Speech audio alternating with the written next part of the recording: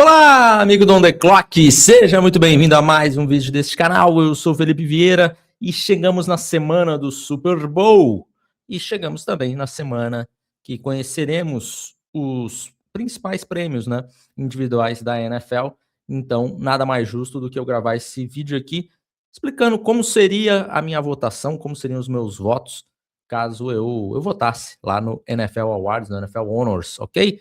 Então, antes de mais nada, não esqueça o seu like, se inscreva aqui no canal, considere se tornar um assinante, um membro deste canal, para ajudar o On The Clock a continuar crescendo e a receber conteúdos exclusivos para quem é membro também. Bom, vamos lá, começando por Protector of the Year, né, o primeiro prêmio aí, pela primeira vez, né, teremos este prêmio para jogadores da linha ofensiva, quem foi, teoricamente, o melhor OL da temporada. Inaugurando aí este prêmio, nós temos os indicados de Garrett Bowles, o left tackle do Denver Broncos, Warren Brewer, center do Miami Dolphins, Creed Humphreys, center do Kansas City Chiefs, Quinn Miners, right guard do Denver Broncos, Penei Sewell, right tackle do Detroit Lions e o Joe Thuney, left guard do Chicago Bears. Meu prêmio vai para o Penei Sewell, right tackle com uma capacidade de proteger para o passe muito bem, mas eu acho que o que diferenciou ele na temporada nem foi o pass protection, né? Porque eu acho que todos os outros aqui foram bem mencionados, né, neste prêmio. Só que a capacidade de jogo terrestre dele, de bloquear para o jogo terrestre, eu acho que o Penei Sewell se colocou para mim como o melhor offensive lineman da temporada, por isso seria o meu voto do Protector of the Year. Esse fica um nome, né, do protetor do ano, mas acho que também fica um limpa-trilhos do ano, que o Penei Sewell foi muito bom abrindo espaço aí para os seus running backs correrem atrás dele, tá? Então, vamos com o Penei Sewell no primeiro prêmio. Segundo prêmio, no Coach of the Year, os indicados Liam Cohen, Jaguars, Ben Johnson, Bears, Mike McDonald, Seahawks, Kyle Shanahan, Niners, Mike Vrabel, Patriots. Dois treinadores que estão no Super Bowl, mas eu vou com o Mike McDonald do Seattle Seahawks. Acho que o trabalho que ele conseguiu fazer com a defesa esse ano é espetacular. A chegada do Nick Emmanwori foi muito importante para ele conseguir fazer isso. Um dos safeties mais versáteis aí já da NFL, né? E conseguiu transformar essa defesa, ele e vários outros jogadores, né? Numa defesa quase que histórica. Dependendo se conseguir realmente ganhar o Super Bowl, acho que ela briga ali para ser uma das melhores defesas na história da NFL, de fato. Esse ano ficou muito dessa briga, qual que foi a melhor defesa, se foram os Texans, se foram os Seahawks. Acho que ficou muito equilibrado de formas diferentes, né? Acho que personnel, em qualidade de jogadores, o Houston Texans ganha, mas o Seattle Seahawks, pelo trabalho do seu treinador, consegue chegar numa final e chegar com uma chance de escrever a história. Por isso, meu voto vai para o Mike McDonald. Também é legal destacar como o trabalho do McDonald ofensivamente também foi muito interessante, né? Como ele conseguiu com o Sam Darnold, eu que desconfiei muito do Darnold indo para Seattle, conseguiu fazer esse ataque ser muito efetivo. E aí, quando você tem um ataque efetivo, que talvez não tenha tanto volume, mas você tem uma defesa nesse nível, é um time de Super Bowl. E é isso que os Seahawks conseguiram fazer. Em algum momento, eu até pensei no Kyle Shanahan, pensei no Mike Vrabel, que o Kyle Shanahan fez também, foi uma enormidade, né? Mas vou ficar com o Mike McDonald. Acho que o trabalho dele é ainda mais especial.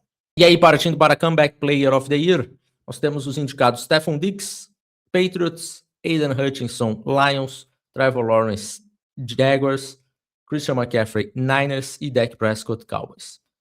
Também um Comeback Player of the Year, um prêmio complexo. Eu acho que temos argumentos aqui para vários desses jogadores. Eu acho que o Christian McCaffrey vai vencer esse prêmio, tá?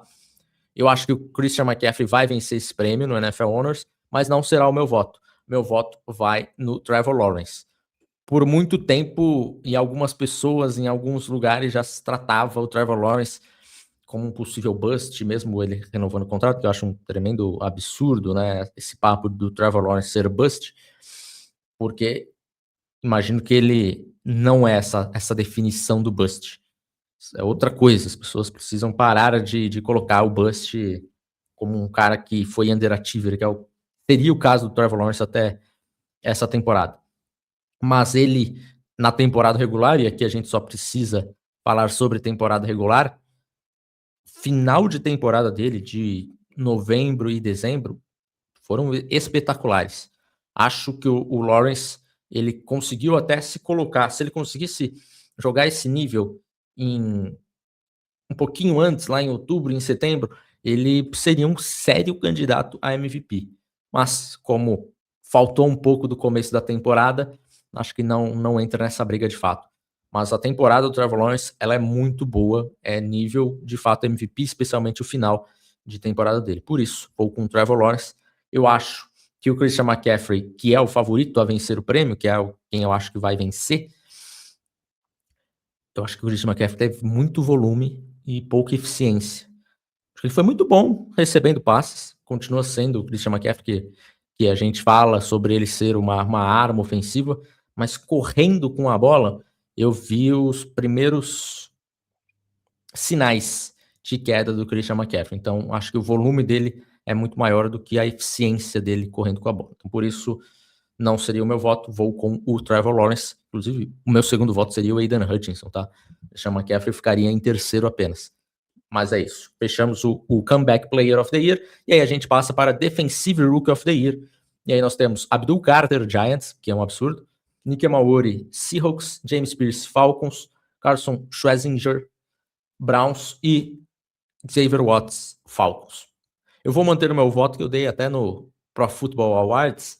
E eu vou ficar no Carson Schwarzenegger, ok?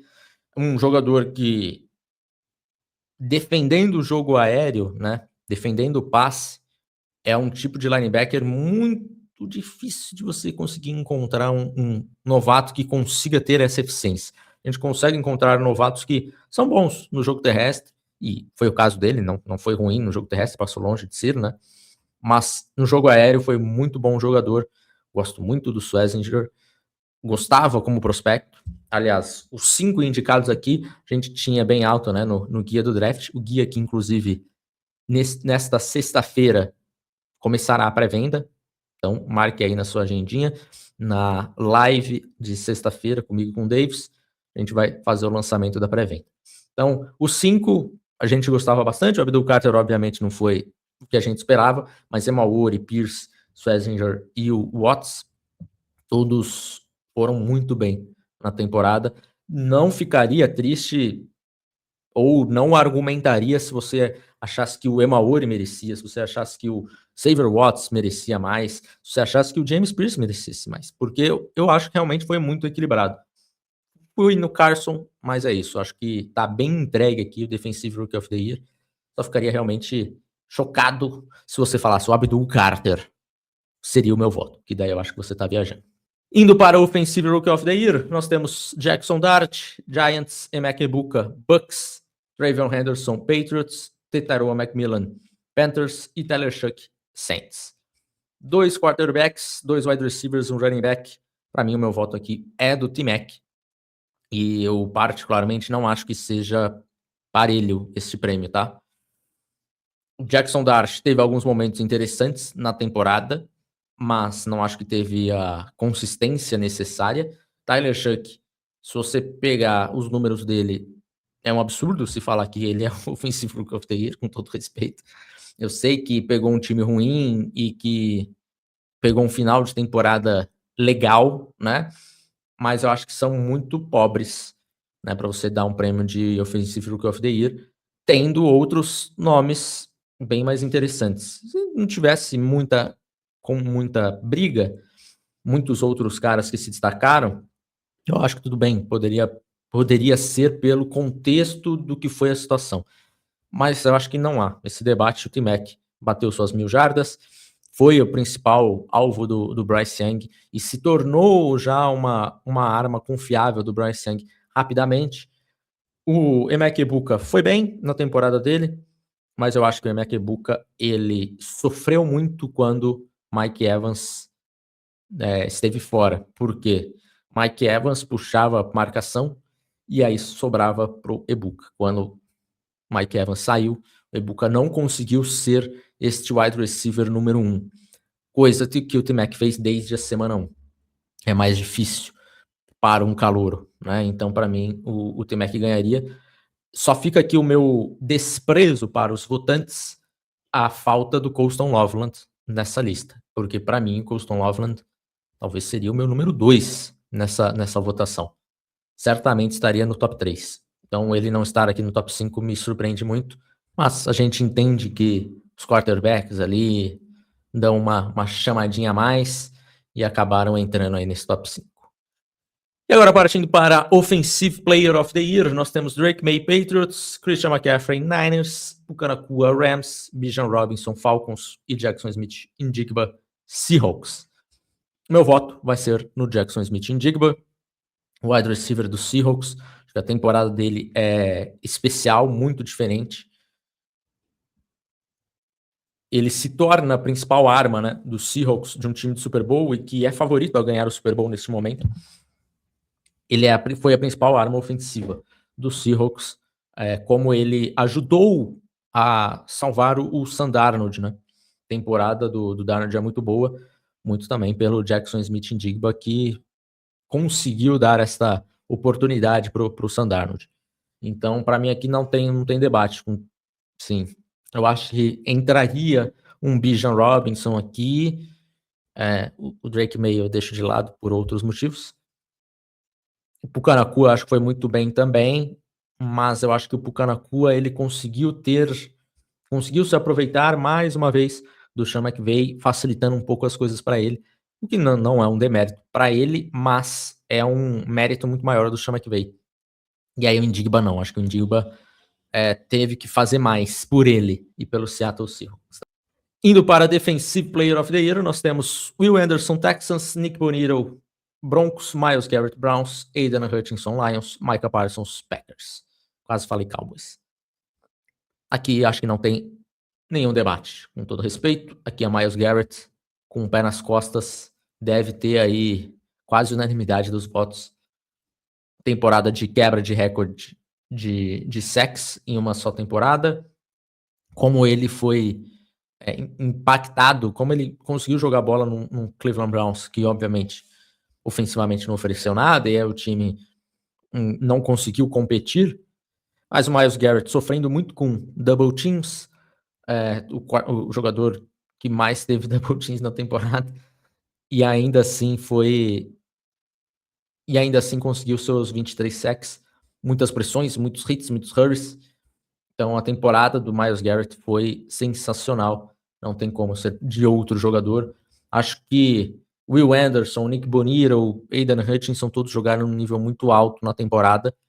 Merecem estar aqui, mas não tem como. Aqui é do Myles Garrett.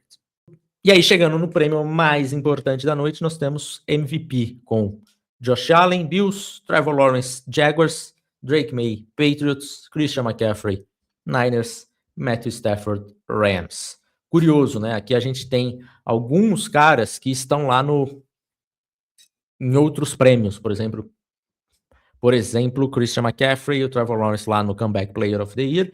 Então a gente já consegue mais ou menos imaginar que não vai fugir de nenhum e nem de outro, né? Acho que vai ficar para o McCaffrey, mas não deve fugir disso. E nós temos o Drake May no Offensive Player of the Year aqui, o que me é estranho o Drake May estar no Offensive Player of the Year e o Stafford não. Aqui a disputa vai ser, obviamente, entre Matthew Stafford e Drake May. E foi uma disputa muito equilibrada. É muito difícil dizer de fato quem que foi o MVP. O meu voto seria em Drake May. Mas estatisticamente, os números deles são muito parecidos. Ou são iguais, por exemplo, no A-Dot, né, a distância que a bola viajou para cada lançamento, a média do Drake May e do Matthew Stafford foi exatamente a mesma na temporada regular, 9,5. E aí a gente vai ter um número que vai favorecer o Matt Stafford, por exemplo, quantidade de touchdowns lançados, né, 46 contra 31 do Drake May. Aqui acho que é interessante a gente colocar também quantidade de touchdowns terrestres que o Drake May teve, porque, como eu gosto de dizer, o touchdown terrestre e o touchdown passado, os dois valem a mesma coisa, né? E aí a gente teria 35 touchdowns totais para o Drake May contra 46 do Matthew Stafford, então vantagem Stafford. Tem uma estatística que eu gosto muito do Pro Football Focus, que é o Big Time Throw, que é aquele lançamento difícil em janela apertada. E aí a gente tem uma vantagem muito clara do Stafford, 7,4%, que é um número surreal de bom, e o Drake May 4,9%. Então é uma diferença bem considerável. Mas quando a gente vai olhar todas as outras estatísticas, o Drake May fica confortável na frente, né? Se a gente for olhar jardas por tentativa, 8,9 do Drake May contra 7,9 do Matthew Stafford, uma jarda que é bem considerável, tá? Não é pouco. Uma jarda completa na média de jardas por tentativa. E a gente vai puxar outras estatísticas que BR da Drake May. Se a gente for puxar porcentagem de passes completos da Drake May, porcentagem de passes completos ajustados da Drake May, em jardas totais fica muito parecido, porque o Drake May correu, né, com a bola, o Stafford praticamente não tem nada, né, de jarda terrestre. Aí tem um outro número também que eu acho que é muito relevante, que vai para o Stafford, que é a porcentagem de pressão que vira sec, que é uma estatística do quarterback. E aí o Stafford, ele tem 11,4%, que é um bom número. O Drake May, 20,6%, é um número preocupante. E acho que, inclusive, esse é o grande ponto da temporada do Drake May, que a gente pode falar que foi negativo. E aí não vamos passar pano, isso é um ponto ruim do Drake May, que ele precisa melhorar para 2026, para a temporada regular de 2026. O cara que sofre mais sacks do que deveria, né? Fica tentando achar a jogada e às vezes essa jogada já morreu. Você precisa jogar essa bola fora.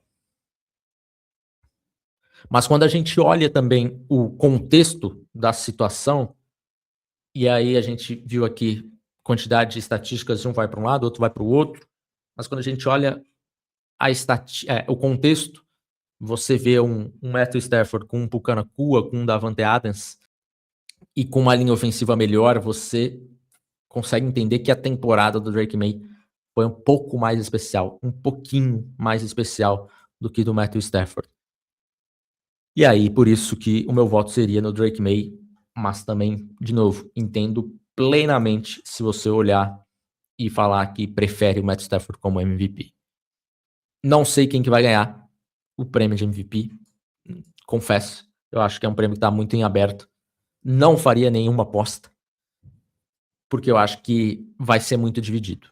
E que bom, porque a gente fica com essa expectativa de descobrir quem que será o MVP. Lembrando que esses prêmios não valem, não contam nada para playoffs, tá? Se tivessem playoffs, eu acho que o Matt Stafford ganharia uma vantagem, porque esses últimos jogos do Drake May, esses 3 jogos dos playoffs não foram bons, e o Stafford teve 2 jogos fantásticos mesmo com a derrota.